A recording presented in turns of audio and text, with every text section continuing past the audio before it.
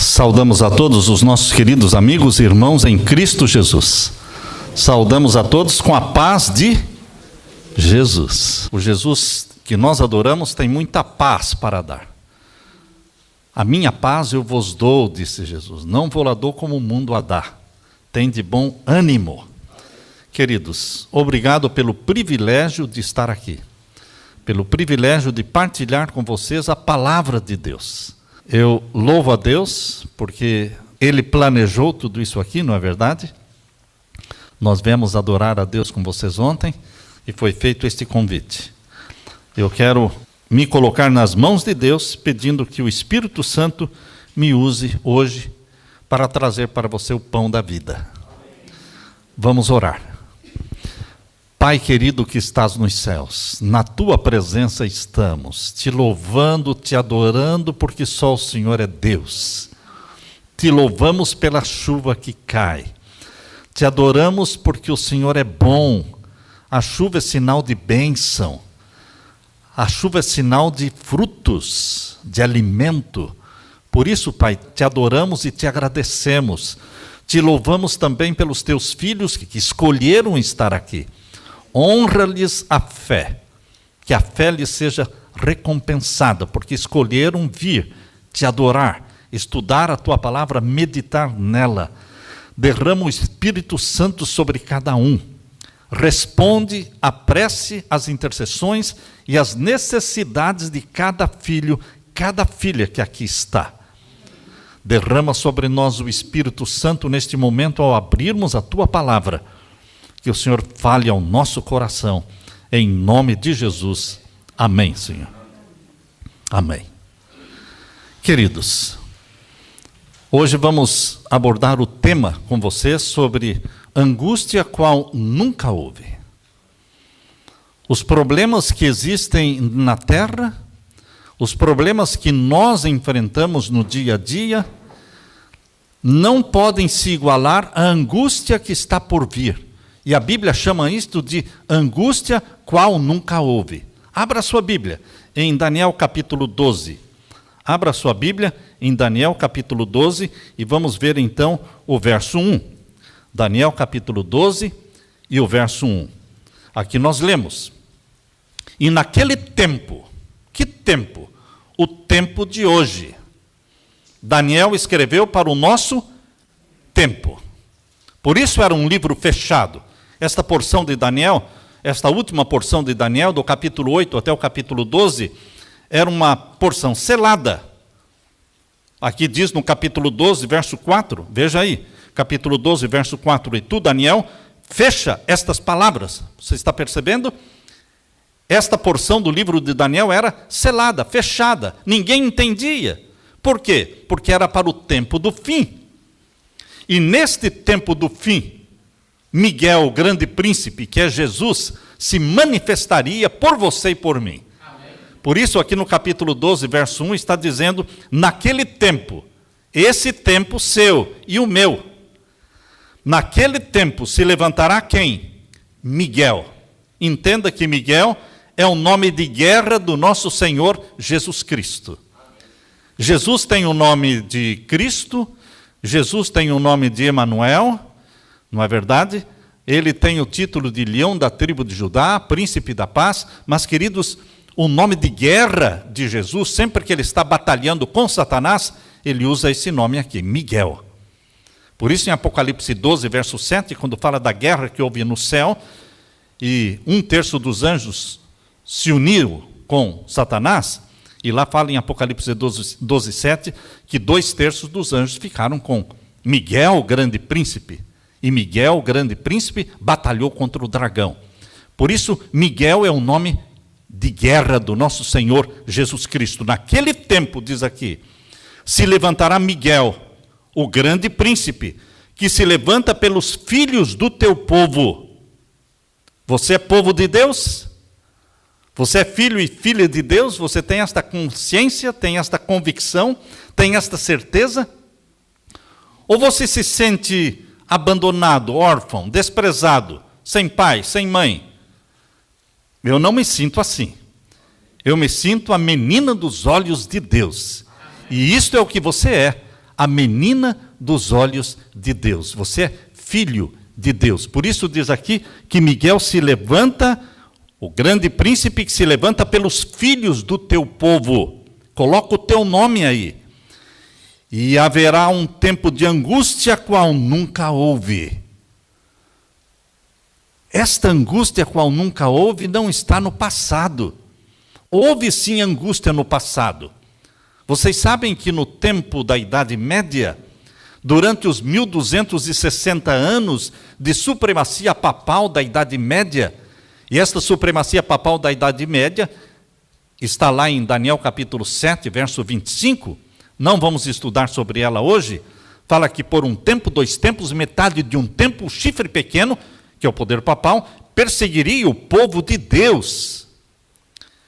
Perseguiria o povo de Deus e mudaria os tempos e a lei. Mudaria os tempos e a lei. E, queridos, durante o período da Idade Média, o povo de Deus foi perseguido por 1260 anos. Mas agora, Deus está falando que no tempo do fim haverá uma angústia qual nunca houve. Então vai ser uma angústia mais intensa do que aquela da Idade Média. É para os nossos dias. Naquele tempo se levantará Miguel, o grande príncipe que se levanta pelos filhos do teu povo. E haverá um tempo de angústia qual nunca houve, desde que houve nação até aquele tempo. Você está entendendo? Que está falando do seu tempo, até hoje. Mas, naquele tempo, livrar-se-á o teu povo, todo aquele que se achar inscrito no livro. Você tem certeza que o teu nome está no livro da vida do Cordeiro? Quando é que o nosso nome entra para o livro da vida do Cordeiro?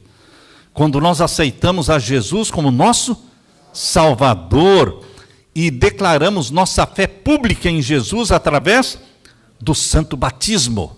Por isso Jesus diz lá em Marcos, aquele que crer e for batizado será salvo, porque é a manifestação da nossa fé pública em Jesus Cristo. É ali que o nosso nome entra para o livro da vida do Cordeiro. E Jesus vai se manifestar agora no tempo do fim, para libertar você, filho, você, filha, você, povo de Deus, você, santo do Altíssimo, você, remanescente de Deus. Deus tem um grupo de filhos e filhas remanescentes na terra. Contra estes remanescentes, Satanás está irado, diz em Apocalipse 12, 17. Apocalipse 12, 17 diz que o dragão irou-se contra o quê? A mulher. O dragão é Satanás e a mulher é a igreja. E foi fazer guerra contra o resto da sua semente, os que guardam os mandamentos de Deus e têm a fé de Jesus. Têm o testemunho de Jesus. Queridos, nesse tempo de angústia, fique tranquilo, porque você está seguro nas mãos de Jesus. Naquele tempo, livrar-se-á todo aquele que se achar inscrito no livro da vida. Queridos, esta angústia qual nunca houve, mencionada por Daniel, ela é confirmada por Jesus no sermão escatológico de Mateus 24. Abra sua Bíblia em Mateus capítulo 24. Aqui nós temos então o sermão escatológico de Jesus Cristo. Mateus capítulo 24. E vamos ver então o verso 21 e 22. Abra sua Bíblia e vamos ver Mateus 24 e o verso 21 e 22. Porque haverá então grande aflição, como nunca houve, desde o princípio do mundo até agora, nem tão pouco há de haver. Está falando de que aflição? A mesma aflição da qual Daniel falou em Daniel capítulo 12. A aflição que nunca houve e que jamais há de haver algo semelhante. Vamos ler de novo o verso 21. Porque haverá então grande aflição, como nunca houve, desde o princípio do mundo até agora, nem tão pouco há de haver. E se aqueles dias não fossem abreviados, nenhuma carne se salvaria, mas por causa dos escolhidos serão abreviados aqueles dias. Queridos, Jesus está falando que esta angústia qual nunca houve agora no tempo do fim, Deus vai abreviar os seus dias. Como é que Deus abrevia? Como é que Deus abrevia o tempo? O tempo da última angústia será abreviado. Para você saber como é que Deus abrevia o tempo, você tem que saber como é que Deus alonga o tempo. Como é que Deus alonga o tempo? Ele pega um dia literal e transforma em um ano. A Bíblia diz isso claramente em Números. Abra sua Bíblia no livro de Números, capítulo 14. Números, capítulo 14. E aqui nós lemos o verso 34. Números, capítulo 14, o verso 34. Falando dos 40 dias que aqueles 12 espias espiaram a terra de Canaã, que emanava leite e mel, e eles voltaram com um relatório negativo. Somente Josué e Calebe trouxeram boas notícias, e os outros 10 trouxeram más notícias. Então Deus fez esta profecia. Capítulo 14 de Números, verso 34. Segundo o número dos dias em que espiastes esta terra, 40 dias, por cada dia um ano levarei sobre vós as vossas iniquidades 40 anos. Queridos, Deus alonga o tempo através deste princípio de transformar um dia em um ano. Por isso a supremacia papal e perseguição ao povo de Deus da Idade Média foi de 1260 anos, 538 até 1798. Está correto? Mas, queridos, agora no tempo do fim, Jesus está falando de uma angústia como nunca houve, cujo tempo será o quê? Abreviado. Vamos ler de novo. Abra sua Bíblia agora, em Mateus capítulo 24, e vamos ver de novo o verso 21 e 22.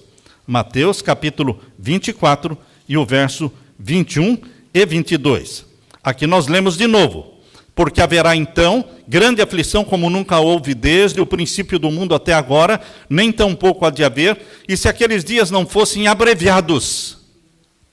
Está vendo como Jesus está falando que a angústia qual nunca houve agora do tempo do fim será o quê?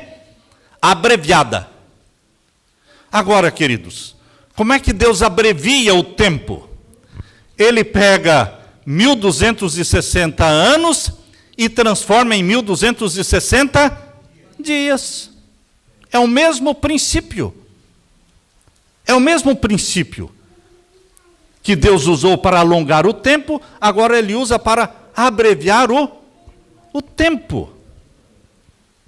Queridos, a primeira vez que Deus usou o termo 3 anos e meio, vocês vão encontrar lá no livro de Reis, no tempo de Acabe, Jezabel e Elias. Porque o povo de Deus estava adorando o sol, estava adorando Baal. E, queridos, Deus mostrou o seu desagrado, sua desaprovação, retendo por 3 anos e meio o quê? A chuva. Por 3 anos e meio não choveu. E, queridos, a Jezabel daquele tempo representa o poder papal dos últimos dias. Por isso o Apocalipse chama o poder papal de Jezabel, porque está exaltando a santificação do domingo, dia do sol, Sunday, dia do sol. Quem é que impõe para o mundo todo a adoração ao sol? O poder papal. Por isso é Jezabel dos últimos dias. Assim como a Jezabel literal daquele tempo tem uma profecia feita por Deus de 3 anos e meio em que não choveria, agora, queridos, no tempo da supremacia papal do tempo do fim, eu pergunto, quando é que a supremacia papal do tempo do fim vai começar? Quando a supremacia papal do tempo do fim vai começar? Há uma profecia na Bíblia que mostra que agora no tempo do fim será imposto sobre o mundo todo um sinal que não é o sinal de Deus, é chamado o sinal da besta.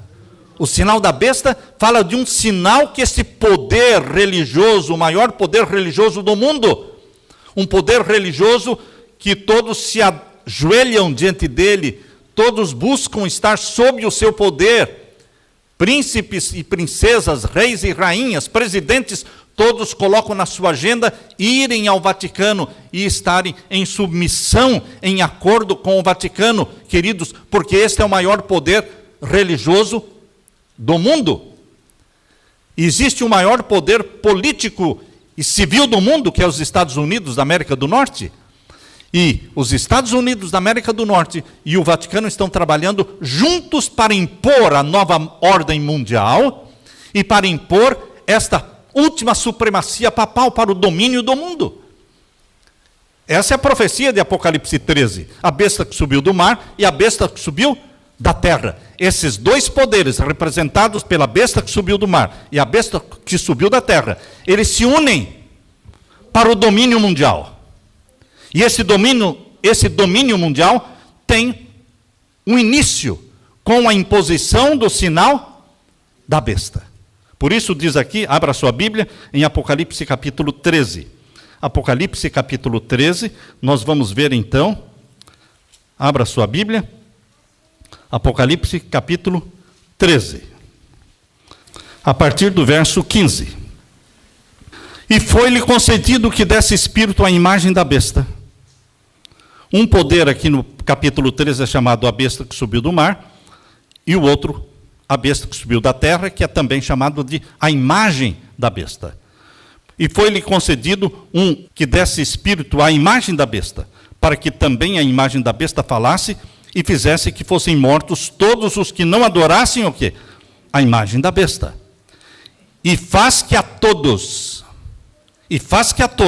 pequenos e grandes, ricos e pobres, livres e servos, lhe seja posto um sinal na sua mão direita ou nas suas testas. Quem faz esse decreto? Quem impõe um sinal? Não é a besta que subiu do mar, o poder papal, é a besta que subiu da terra. Estados Unidos da América do Norte. Estados Unidos da América do Norte, esta é a besta que subiu da terra, que está edificando o poder papal e exaltando e elevando o poder papal acima de tudo e de todos. Esses dois poderes trabalham juntos, queridos.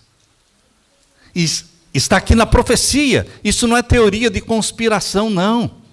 Isso é profecia. Esses dois poderes se unem para o domínio mundial. E o decreto dominical, a lei dominical, a imposição do sinal da besta, vai sair dos Estados Unidos, que é chamado de a imagem da besta. Por isso diz aqui capítulo 13 de Apocalipse e o verso 16. E faz que a todos, pequenos e grandes, ricos e pobres, livres e servos, lhe seja posto que um sinal na sua mão direita ou nas suas testas, para que ninguém possa comprar ou vender, senão aquele que tiver o sinal, ou o nome da besta, ou o número do seu nome. Aqui há sabedoria. Aquele que tem entendimento, calcule o número da besta, porque é o número de um homem, e o seu número é 666. 666. Queridos, a imposição do sinal da besta dá início à angústia qual nunca houve. Vou repetir. A imposição do sinal da besta vai dar início ao período chamado por Jesus e também por Daniel de angústia qual nunca houve. Lá em Daniel 12:1 e lá em Mateus capítulo 24, verso 21 e 22. Fala da mesma angústia para o tempo do fim. E queridos, esta angústia é a última supremacia papal, de perseguição aos que guardam os mandamentos de Deus. Por isso, queridos, aqui no capítulo 12, verso 17, veja que o capítulo 12, verso 17 está junto com o capítulo 13. Está falando do tempo do fim também. Porque o capítulo 13 de Apocalipse é o tempo do fim. É a cura da ferida mortal. É a restauração do poder papal. E o capítulo 12, verso 17, fala que haverá perseguição aos que não têm o sinal da besta, mas que têm o sinal de Deus. Por que Satanás faz com que o mundo persiga os que guardam os mandamentos de Deus? Leia comigo, Apocalipse 12, 17. E o dragão irou-se contra a mulher e foi fazer guerra ao resto da sua semente, os que guardam os mandamentos de Deus e têm o testemunho de Jesus Cristo. Por que Satanás move esta perseguição contra os que guardam os mandamentos de Deus? Porque eles têm o sinal de Deus. O sinal de Deus está na lei de Deus, os 10 mandamentos. O sinal de Deus é um dos mandamentos da lei de Deus. Assim como o sinal da besta é um dos mandamentos que estão no catecismo romano tem 10 mandamentos. E você lê lá, guardar domingos e festas. Lá está o sinal da besta, que ainda não foi imposto obrigatoriamente, mas será imposto obrigatoriamente. E quando acontecer essa lei, que vai se tornar mundial, vai partir dos Estados Unidos e vai se tornar mundial, então começa o período da angústia qual nunca houve. Esta angústia hoje, que as nações estão passando por ela, causada pela guerra, causada pela pandemia, queridos, esta angústia é para todos, cristãos e não cristãos.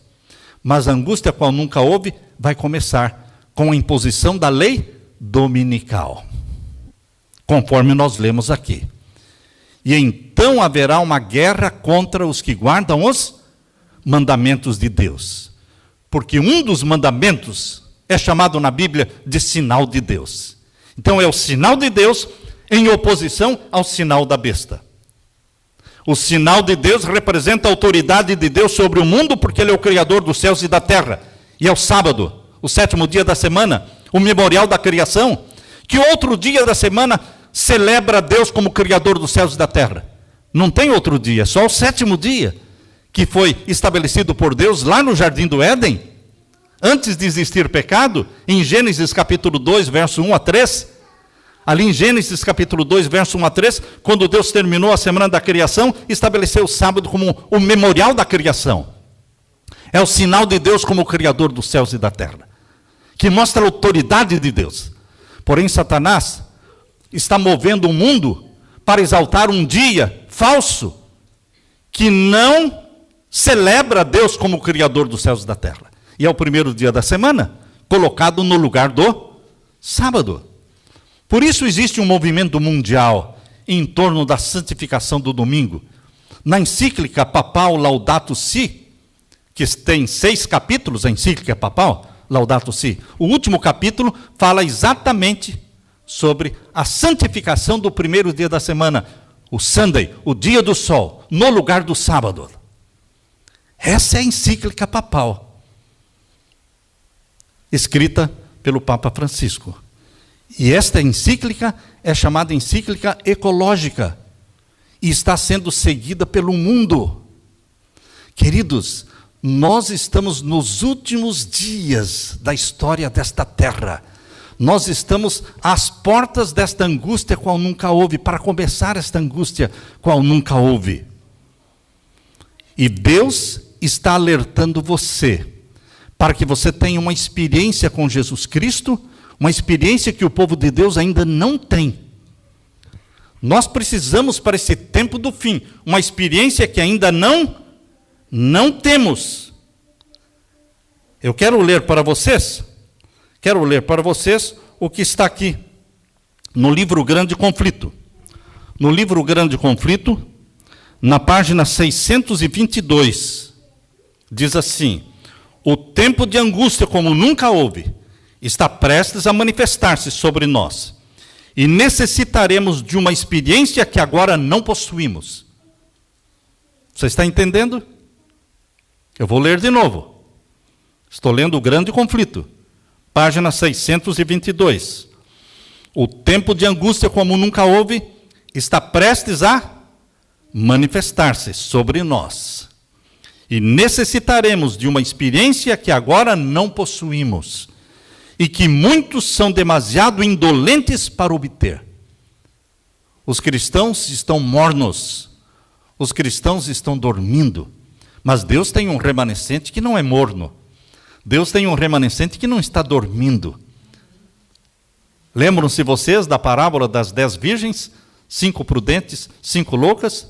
todas dormiram, mas existia um grupo ali que não dormiu. E eles proclamaram um alto clamor: eis aí vem o esposo, vem o noivo. E as pessoas me perguntam: pastor Samuel, se a igreja estava ali representada por 5 virgens prudentes e 5 virgens loucas, e as 10 adormeceram, quem então deu o alto clamor: eis aí vem o noivo? Queridos, é o remanescente que não dormiu. Deus tem um remanescente fiel que não está dormindo, que está acompanhando os acontecimentos mundiais, que conhece o tempo e conhece os sinais dos tempos e sabe que a volta de Jesus está muito próxima. Não sabemos o dia e a hora da volta de Jesus, mas sabemos que é para o nosso tempo, porque os sinais mostram que é chegada a hora da segunda vinda de Jesus. E aqui diz ainda, Grande Conflito, página 622, dá-se muitas vezes o caso de se supor maior angústia do que em realidade o é. Não se dá isso, porém, com relação à crise diante de nós. Eu vou tentar explicar o que a serva de Deus escreveu aqui. Dá-se muitas vezes o caso de se supor maior angústia do que em realidade o é. Alguém pode dizer: pastor, o senhor está exagerando. Esta angústia qual nunca houve, não vai ser tudo isso. É isso que a serva de Deus escreveu, orientada por Deus. Muitos supõem que esta angústia não será tão grande como estamos dizendo que será. Mas aqui ela diz: não se dá isso, porém, com relação à crise diante de nós. A mais vívida descrição não pode atingir a grandeza daquela prova. A mais vívida descrição não pode atingir a grandeza daquela prova, daquela angústia. Naquele tempo de provações, toda alma deverá por si mesma estar em pé diante de Deus. Você não vai poder contar com o apoio do seu pai, da sua mãe, do seu pastor. Não, queridos. Cada um terá que se manter em pé por si mesmo, dependendo de Deus, tendo uma experiência com Jesus Cristo. E, queridos, você vai ter que defender a sua fé. Você vai ter que saber dizer por que você guarda os mandamentos de Deus e guarda o sábado, o 7º dia da semana, e não o domingo, sendo que o mundo todo guarda o domingo, e você, na contramão do mundo, guardando um dia que ninguém está guardando. Se todo mundo está guardando o domingo, por que você está guardando o sábado? E você tem que dar razão da sua fé. Você vai ter que abrir a Bíblia e ler os 10 mandamentos. E mostrar que existe o sinal de Deus. E o sinal de Deus está na lei de Deus. Eu peço para você abrir a sua Bíblia, aqui em Êxodo capítulo 20. Êxodo capítulo 20, o verso 8 até o verso 11. Êxodo capítulo 20 e o verso 8 até o verso 11. Aqui está o 4º mandamento da lei de Deus. Êxodo capítulo 20, o verso 8 até o verso 11. Lembra-te do dia do sábado para o santificar. Estão me acompanhando? Lembra-te do dia do sábado para o santificar. 6 dias trabalharás e farás toda a tua obra. Mas o 7º dia é o sábado do Senhor teu, nem a tua serva, nem o teu animal, nem o teu estrangeiro que está dentro das tuas portas. Porque em 6 dias fez o Senhor os céus e a terra, o mar e tudo que neles há, e ao 7º dia descansou. Portanto, abençoou o Senhor o dia de sábado e o santificou. Está claro este mandamento? Muito claro, muito transparente. Este é o sinal de Deus, colocado na lei de Deus. Por isso Satanás odeia quem guarda o sábado. E faz guerra contra este filho de Deus que guarda o sábado. Porque é o sinal de Deus e está na lei de Deus. Ezequiel capítulo 20, verso 12, abra sua Bíblia. Ezequiel capítulo 20, o verso 12, diz claramente que o sábado é o sinal de Deus. Porque há pessoas que perguntam: pastor Samuel, como é que você sabe que o sinal da besta é o domingo? Basta saber qual é o sinal de Deus. Basta você descobrir na Bíblia qual é o sinal de Deus, você já vai saber qual é o sinal que foi colocado no lugar do sinal de Deus. Tá certo? Porque a mentira anda perto da verdade. Se o sinal de Deus é um dia da semana, e é o sétimo, o sinal da besta vai ser um dia da semana também, perto do sétimo. Será que é difícil você me falar qual é o dia que está bem encostadinho do sétimo? Hein? É o primeiro. Sabem que existem 2 dias no mundo que são guardados? Os islâmicos, os muçulmanos guardam a sexta-feira, que está encostadinho no sétimo, não é? E todos os cristãos do mundo estão guardando o primeiro dia da semana, que também está encostadinho no sétimo. Ou seja, a mentira não anda longe da verdade. Mas a verdade não é o 6º dia da semana como dia santo, e não é o primeiro dia da semana como dia santo. A verdade bíblica é o 7º dia da semana, o sábado. Esta é a verdade bíblica. Não tem como negar isso. Leia comigo agora, Ezequiel capítulo 20, o verso 12. Acharam aí? E também lhes dei os meus sábados. Para quê? Para que servissem de sinal entre mim e eles, para que soubessem que eu sou o Senhor que os santifica. Está claro isso? Deus escolheu um dos mandamentos. Qual? O 4º mandamento. Deus escolheu um dia da semana. Qual? O 7º dia da semana, o sábado, para ser o sinal entre ele e o seu povo. Sinal de que ele é o Criador dos céus e da terra. Nós não somos evolucionistas, nós somos criacionistas. Nós somos o maior movimento no mundo de criacionistas, que creem que Deus criou o mundo numa semana literal de 7 dias. E o 7º dia ele colocou como dia para celebrar o Deus Criador. E agora no capítulo 20, verso 20 também, leia também o capítulo 20, verso 20. Santificai o quê? Os meus sábados. E servirão de quê? De sinal entre mim e vós, para que saibais que eu sou o Senhor vosso Deus. Ora, queridos, se eu sei que o sábado é o sinal de Deus, e eu sei que o poder papal está estabelecendo no mundo todo o domingo como dia santo, está na encíclica papal, está no catecismo romano, nos 10 mandamentos do catecismo romano, está a guardar domingos e festas. Então eu sei qual é o sinal de Deus, eu sei qual é o sinal da besta. Mas eu sei também que existem milhões de homens e mulheres católicos sinceros, filhos e filhas de Deus, dentro da Igreja Católica, a maior igreja cristã do mundo. E Deus tem seus filhos sinceros lá dentro. E eles vão entender a verdade. E eles vão ouvir o clamor de Deus dizendo: sai dela, povo meu. Sai dela, povo meu. Deus, quando Deus fala sai dela, povo meu, está falando que existe um povo meu dentro de Babilônia.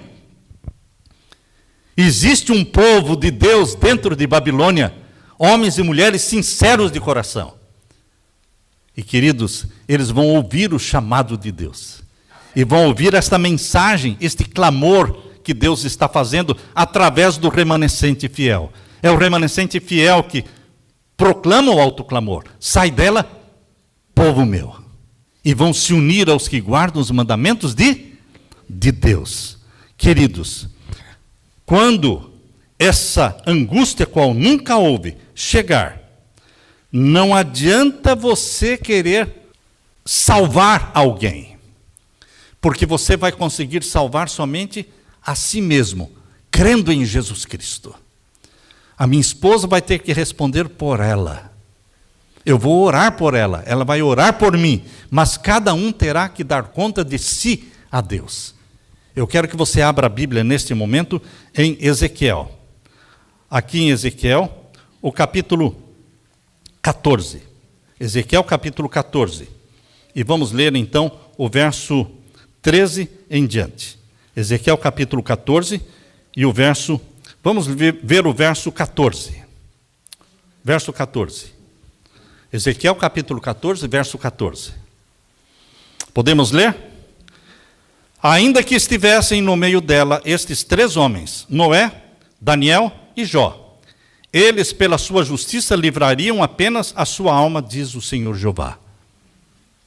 Noé preparou uma arca para a sua família, mas cada filho teve que fazer a sua decisão de entrar ou não entrar na arca.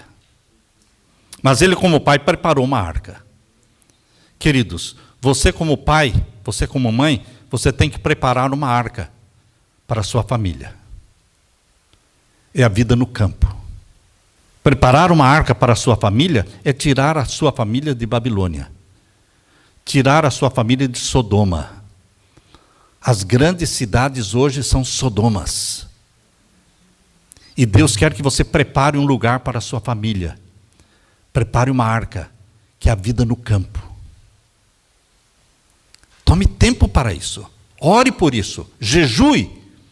Porque aqui diz que Noé, Daniel e Jó, eles aparecem aqui como homens de Deus. E eles foram chamados de homens justos, íntegros. E qual foi a justiça de Noé? Preparar uma arca para a sua família. Abra sua Bíblia em Hebreus, capítulo 11. Abra sua Bíblia aqui em Hebreus, capítulo 11. Nós vamos ver aqui, capítulo 11 de Hebreus, o verso 7. O verso 7. Pela fé, Noé, divinamente avisado das coisas que ainda não se viam, temeu, e para a salvação da sua família, o que ele fez? Hebreus capítulo 11, verso 7. Hebreus capítulo 11, verso 7. Vamos ler de novo? Pela fé, Noé, divinamente avisado das coisas que ainda não se viam, temeu, e para a salvação da sua família, preparou a arca, pela qual condenou o mundo e foi feito herdeiro da justiça, que é segundo a fé. Ele foi herdeiro da justiça porque ele foi obediente a Deus e preparou uma arca para a sua família. Nós, como pais, temos que preparar uma arca para a nossa família. A Leila e eu moramos no campo. Nós estamos ali preparando uma arca para a nossa família. Ali tem a nossa casa, ali está a casa do filho, que ainda não está lá, mas a casa já está lá, esperando o momento em que Deus vai trazê-lo. A casa da filha também está lá, esperando o momento que Deus vai trazê-la com a sua família. Eles vão ter para onde correr, eles vão ter para onde fugir. Tem que ter um lugar para onde você ir. E o campo é o lugar onde você vai plantar o seu arroz, o seu feijão, a sua mandioca, não é? O aipim, a sua batata, o seu milho, as suas frutas, as suas verduras. Tudo isso nós estamos fazendo, preparando uma arca para a nossa família. Amém. Se Noé não tivesse preparado uma arca para a sua família, a família toda teria o quê? Perecido no dilúvio. Agora, voltando, queridos, lá para Ezequiel capítulo 14, fala também de Daniel. Daniel como um homem de Deus. Qual foi o exemplo de Daniel para que Deus colocasse o nome de Noé, de Daniel e de Jó? Por que Deus colocou esses três homens? Noé nós já sabemos. E Daniel, por quê? Abra sua Bíblia em Daniel capítulo 1. Daniel capítulo 1 e veja o que é que Daniel fez. Noé preparou uma arca para a sua família. E Daniel, o que é que ele fez? Daniel capítulo 1 diz aqui, verso 8. Verso 8. E Daniel assentou no seu coração, ou seja, colocou no seu coração, não se contaminar com o quê? Com a porção do manjar do rei, nem com o vinho que ele bebia. Portanto, pediu ao chefe dos eunucos que lhe concedesse não se contaminar. E disse aqui no verso 12, experimenta, peço-te, os teus servos 10 dias, fazendo com que se nos deem legumes para comer e água para beber. Um regime o quê? Vegetariano. Não é só preparar uma arca para a nossa família, mas é ensinar a nossa família um regime o quê? Saudável. A reforma da saúde. Existe o livro Conselho sobre Saúde, que tem cerca de 350, quase 400 páginas. Existe o livro Conselho sobre o Regime Alimentar, que tem mais 300 e poucas páginas. Existe o livro Ciência do Bom Viver, que tem mais de 300 páginas. Existe o livro Temperança, que tem em torno de 200 páginas. Existe o livro Medicina e Salvação. Queridos, todos estes livros são chamados de reforma da saúde, que é exatamente o que Daniel fez.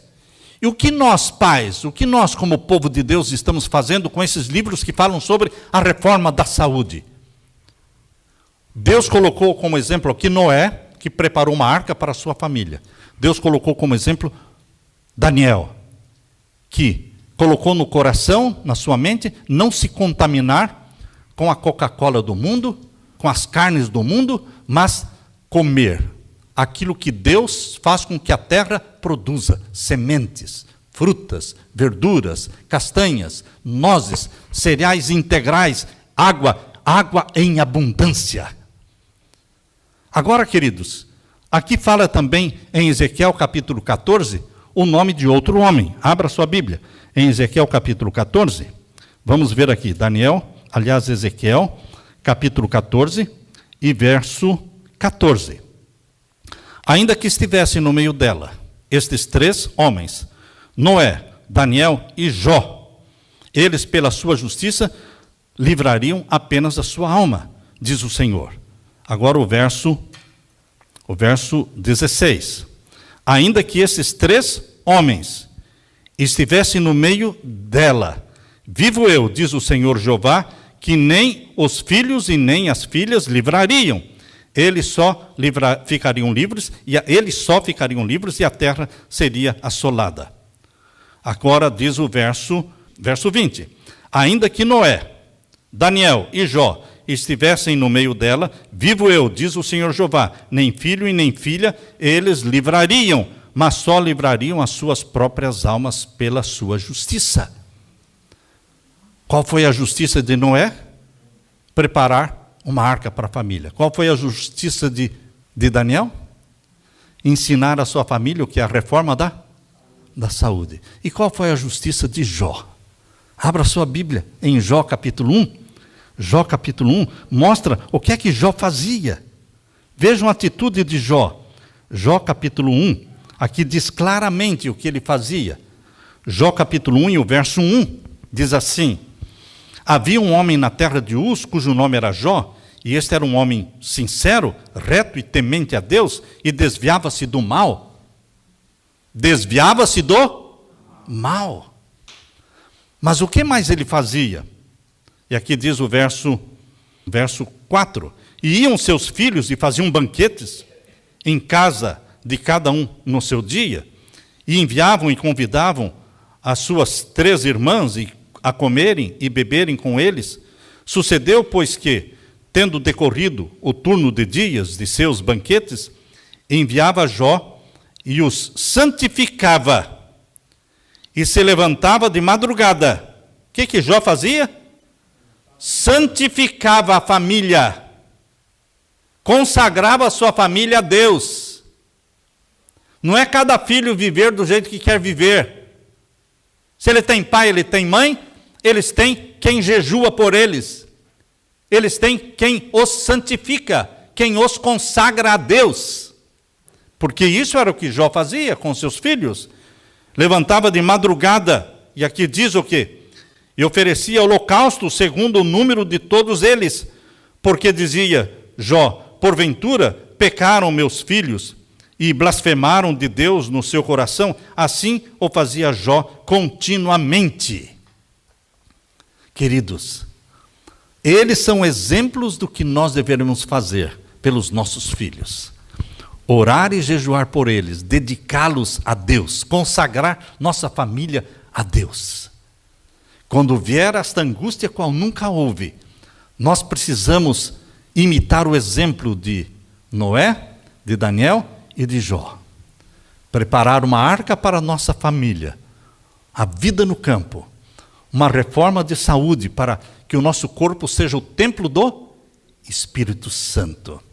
e consagrar de manhã e à noite nossos filhos a Deus, para que quando Jesus voltar, nós possamos dizer: eis-nos aqui, Senhor, com os filhos que o Senhor nos deu. Minha vida é tua, Senhor, minha esposa é tua, meus filhos são teus. Vem viver e habitar no nosso lar.